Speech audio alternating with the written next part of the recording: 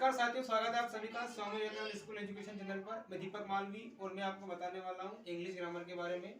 मैं पूरी English grammar cover करने वाला हूं इस प्लेलिस्ट में, तो आप इसको पूरा देखिए। और हम आज देखने वाले हैं इंग्लिश ग्रामर में क्या क्या पढ़ना रहता है। तो सबसे पहले इंग्लिश ग्रामर अगर आप पढ़ते हो तो यहाँ पर हम हेडिंग डालते हैं इंग्लिश ग्रामर की।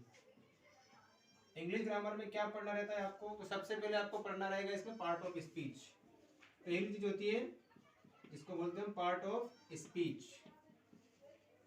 पार्ट ऑफ स्पीच में क्या क्या आता है, तो पार्ट ऑफ स्पीच में आपके नाउन आएगा, प्रोनाउन आएगा, उसके बाद एडजेक्टिव आएगा, वर्ब आएगा, एडवर्ब आएगा, प्रीपोजिशन आएगा, कंजक्शन आएगा। ये सारी चीजें पार्ट ऑफ स्पीच के अंदर ही आती है। तो इसमें हम टोटल 8 चीजों के बारे में पढ़ेंगे। पार्ट ऑफ स्पीच में टोटल 8 चीजें पढ़ेंगे हम।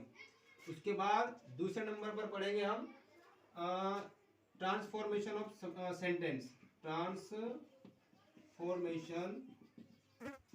ऑफ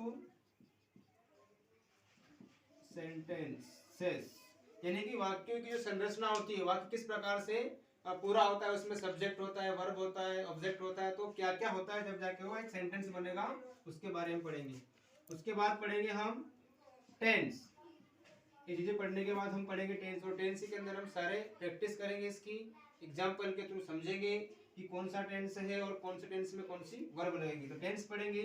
उसके बाद पढ़ेंगे हम पैसिव, यानी कि एक्टिव वॉइस और पैसिव वॉइस, यानी कि वॉइस पढ़ेंगे हम। टेंस पढ़ने के बाद ही आप वॉइस पढ़ सकते हो। अगर आपको टेंस नहीं याद है तो आप वॉइस नहीं पढ़ सकते।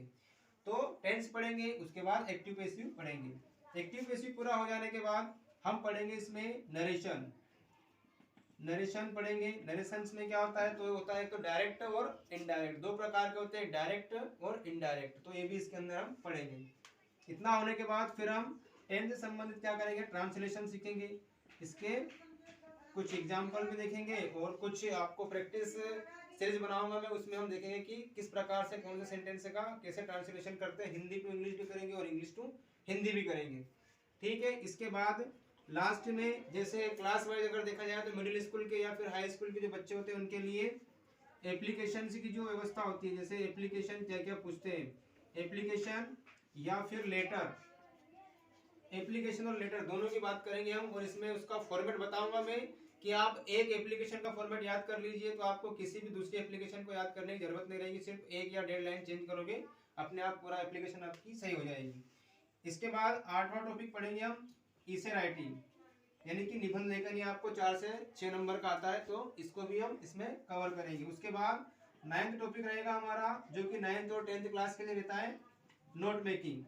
नोट मेकिंग आता है आपका 4 नंबर का, और ये भी हम इसमें कवर करने वाले हैं कि नोट किस प्रकार से बनाना चाहिए। तो ये हमने देखा है सिलेबस के बारे में, इंग्लिश ग्रामर में हम क्या क्या पढ़ने वाले हैं। ठीक है, देखने के लिए थैंक यू सो मच।